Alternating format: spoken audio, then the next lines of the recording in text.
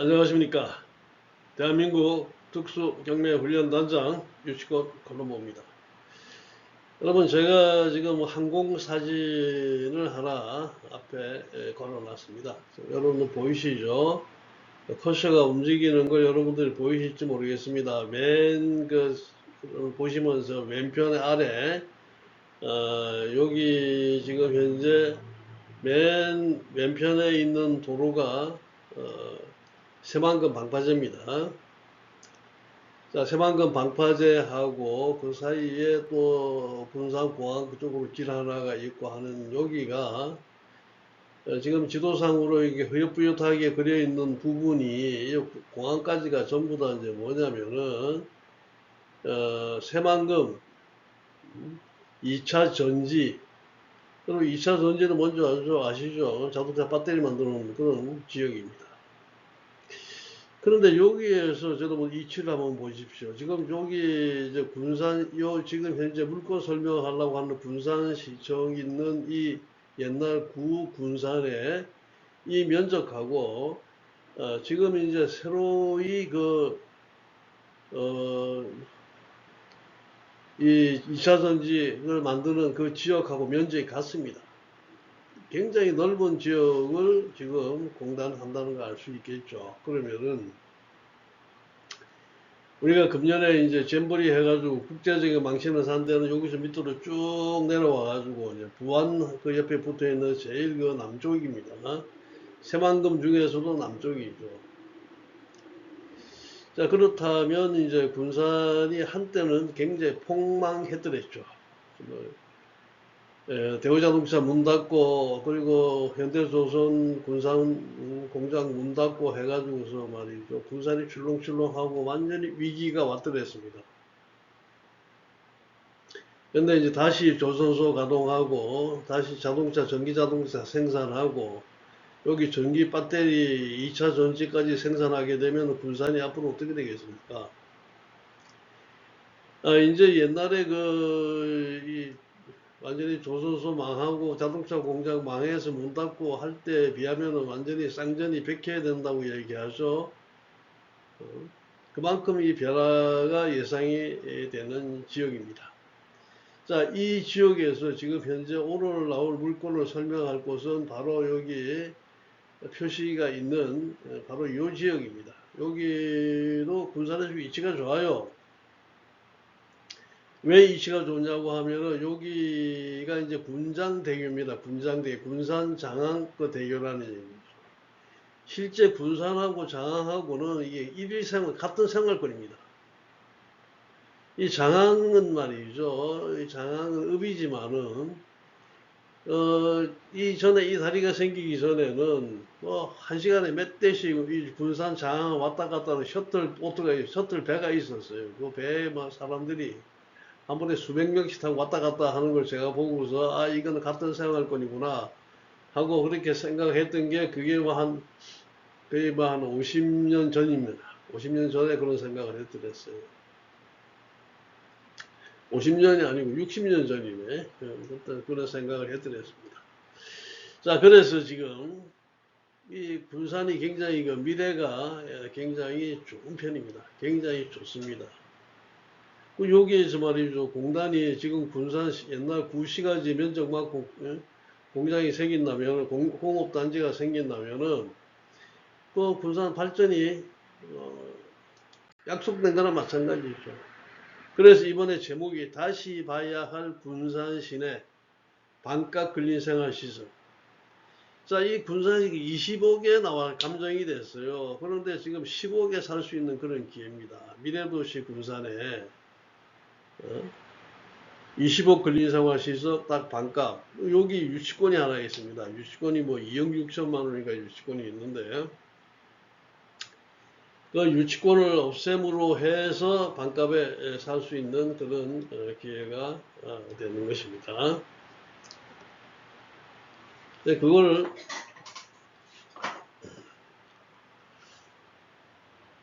여러분들이 한번 어떤 물건인가 한번 보도록 할까요? 자, 현재도 미래에도 가치가 올라가는 것. 전주지방법원 군산지원 202 타경 23785 물건번호 1번 군산시 신영동 7-8회 3필지 해서 토지가 503.5평입니다.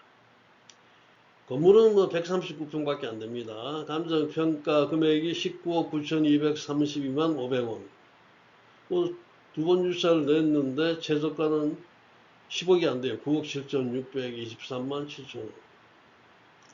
근데 이 물건이 지금 어제 날짜로 변경이 됐습니다. 제가 이제 변경한 거는 잘 설명을 안 하는데 쭉 보니까 말이죠. 이 사건의 지금 채무가 한 20억 정도 됩니다. 그러면 왜 채권자가 이제 변경 신청을 해서 변경이 됐는데, 뭐 어찌됐든지 간에 이거는 말이죠. 어차피 경매가 안 되면 해결이 안 되는 물건입니다. 이게 사채가 뭐 한 서너만 원대 쓴 게 한 5억 정도 되고 하기 때문에 어차피 경매는 돼야 될 물건으로 이제 그렇게 보입니다. 지금 현재 이제 근린생활시설 횟집 이런 걸로 쓰고 있는데 그 위치도 장사하기에도 괜찮습니다. 그리고 면적이 말이죠. 면적도 뭐 503.5평이면은 쓸만한 이제 그런 면적입니다. 지금 두 번 유찰 된 것이 이게 이제 유치권 뭐 주장하고 있기 때문에 그런 건데 건물이 좀 139평 아닙니까? 이 139평인데 단층짜리 말이죠. 뭐 식당하고 뭐 이 수산물 판매 이런 거 해가지고 마당이 굉장히 넓죠. 이거 505평이니까. 뭐 손님들 뭐 주차장이 뭐 굉장히 넓은 편입니다. 자, 땅 생긴 거는 거의 뭐 네모, 그냥 정사각형 비슷하게 생긴 그런 토지입니다. 자, 이 뭐 일반 상업지역이고, 그다음에 방화지구고, 메인 되는 7-8번지만 이제 면적이 488평이죠. 근린생활시설은 지은 지 2년밖에 안 됩니다. 이게 뭐 139평 하더라도 거의 이제 새 건물로 이제 보시면 됩니다. 뭐 나머지는 크게 이제 볼 것도 없습니다. 크게 볼 거 없고 이제 문제가 뭐냐? 이게 유치권을 갖다 이제 신고해 놓은 사람이 있다는 얘기입니다. 자, 여기에 지금 김재원 씨가 1억에 150만 원 임대차 권리 신고를 했는데, 자, 이분은 바깥을 올립니다. 그 다음에 이제 장혜운 씨가 월 600만 원이다 신고했는데, 이게 내외지간이에요. 그래서 여기는 이제 월 600만 원씩이 맞다.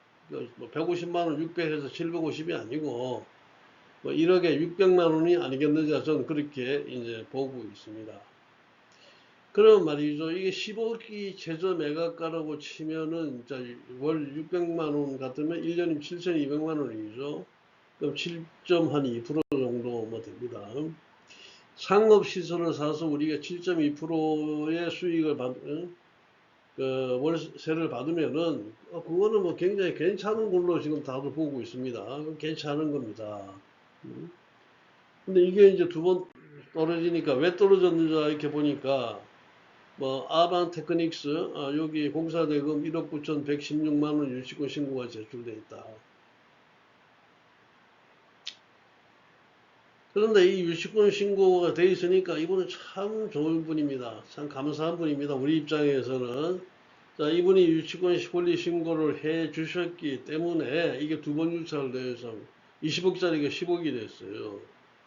또 낙찰 받는 우리 입장에서 유치권에 대해서 좀 안다고 하게 되면은 이거 뭐 얼마나 감사한 일입니까? 여러분 유치권 말이죠. 허위로 만들었다고 해가지고 또 뭐라고 하고 욕하고 할 거 아닙니다. 그런 분들 우리가 굉장히 고맙다, 감사하다 이렇게 생각하셔야 됩니다. 정말 이분도 감사한 분입니다. 훌륭한 짓은 아니지만은 우리로서는 참 고맙다 하는 얘기입니다.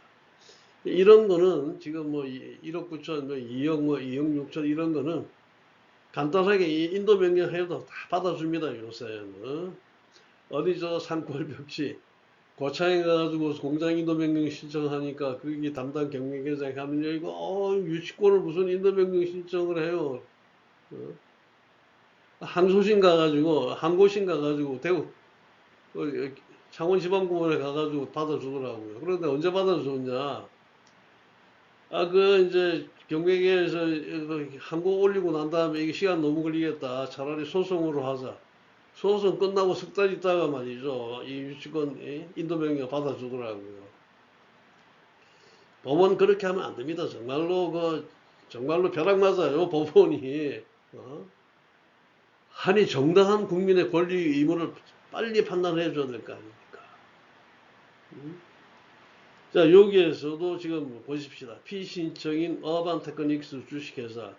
뭐 어반인지 뭐 오반인지 무슨 테크닉을 해서 1억 9천만 원 유치권이 있는지 모르겠습니다. 그러나 신청 취지는 뭡니까? 이 부동산에서 이 사람 자, 내쫓아 주세요. 인도명령 신청은 이 사람 내쫓고 이 건물의 인도를 자 인도받게 해주세요. 내쫓아 달라는 얘기 인도명령입니다. 그러면 신청 이유가 뭐냐 하는 것도 한번 볼까요? 자, 또 사실관계는 나는 이 사건 부동산의 경락을 받았고 이 사람 나가라고 하니까 유치권이 있다고 해서 안 나간다 하는 얘기죠. 그러면 유치권이 있느냐 없느냐 하는 것도 굉장히 중요한 일 아닙니까?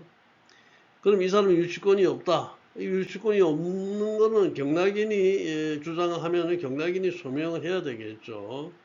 그럼 이 사람이 유치권이 없는 이유는 뭐냐? 이 사람의 점유의 입증이 불가능하다.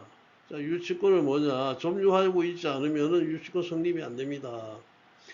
유치권은 유치하고 있는 물건이 있을 때 성립이 되는 겁니다. 그런데 유치하는 물건이 없으면은 무슨 그 무치권이에요.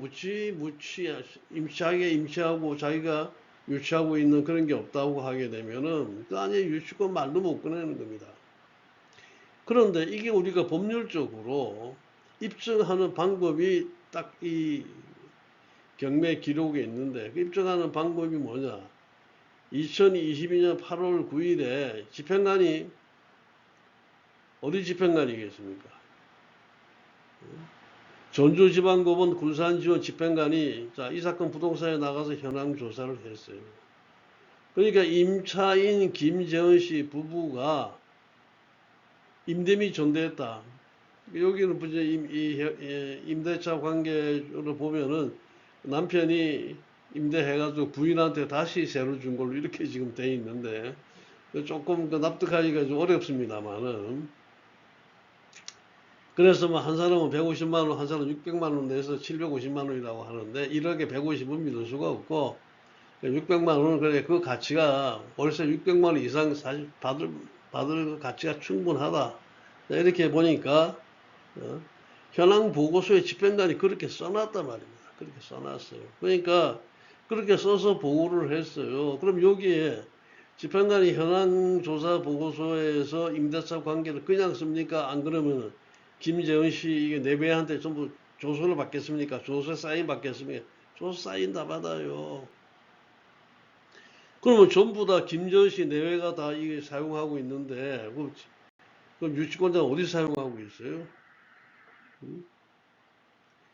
자, 이 사건 경매 개시 결정이 2002년 8월 2일 날 결정돼서 그날로 바로 등기 접수돼 가지고 압류의 처분금지효가 발생됐습니다. 이 사람 말이죠. 그리고 압류 처분금지가 발생되고 일주일 만에 집행관이 나가서 현황 조사했어요. 그런데 이 사람 아무 근거가 없어요. 그런데 2022년 8월 2일 등기소에 접수됨으로 경매 개시 결정이 접수됨으로 해서 이 사건은 압류 처분금지가 생깁니다. 압류 처분금지가 지나고 5개월이 지난 날이 2023년 1월에 비로소 유치권 권리 신고를 했다. 이 사람이 근데 점유를 인정받을 만한 아무 증거도 없습니다. 김재원 씨 내외가 장사 잘하고 있는데 뭐 어디 가서 뭐 끼어서 유치권 행사하고 있다. 이 사건의 점유는 세입자들이 적법하게 하고 있음이 현황 조사로 입증되기 때문에 여기 피신청인은 유치할 장소가 없는 상태에서 유치권을 주장하는 것이기 때문에 자, 이 사람께 뭐 어반테크인지 하는 여기에서 신청인이 주장하는 유치권은 주장할 수 없다, 성립될 수 없다는 얘기죠. 그래서 자, 이 유치권자는 압류의 처분금지효에 저촉되지 않는 점유의 이행을 내가 어떻게 점유하고 있었다. 그게 말로 하는 게 소용이 없습니다. 그걸 증거를 가지고 입증하지 않는 한 유치권의 주장은 성립될 수 없으므로 자, 신청인의 인도명령 신청은 반드시 인용되어야 합니다 하는 그런 얘기입니다. 자, 여기에 대법원의 2005-2688 사건의 판례를 한번 볼까요? 어느 부동산에 관하여 경매 개시 결정 등기가 된 뒤에 비로소 점유를 이전받아 유치권을 취득한 사람은 경매 절차에서 그의 유치권을 주장할 수 없다. 이 판시사항이 적용돼야 된다는 얘기죠. 뭐 이거 말이죠. 제가 호언장담하건데 바로 인도명령 결정됩니다. 뭐 군산 지원이 말이죠. 완전히 촌도 아니고 뭐 대도시잖아요. 군산도. 예? 뭐 군산 상고 뭐 야구 잘하잖아요. 야구 잘하는 만큼 이 법원도 그 판례나 이런 인용이 잘 되고 있는 지역으로 자 보고 있습니다. 이 물건은 굉장히 사실 좋은 물건입니다. 미래가 있는 물건입니다. 이 할 수 있으면 말이죠. 하는 게 낫습니다. 하는 게 굉장히 이익입니다. 나중에 뭐 최저 매각가로 사가지고 나중에 팔면 2배, 3배, 3배, 4배 남았다고 할 수 있는 그런 물건입니다. 자, 저는 다음 시간 다시 뵙도록 하겠습니다.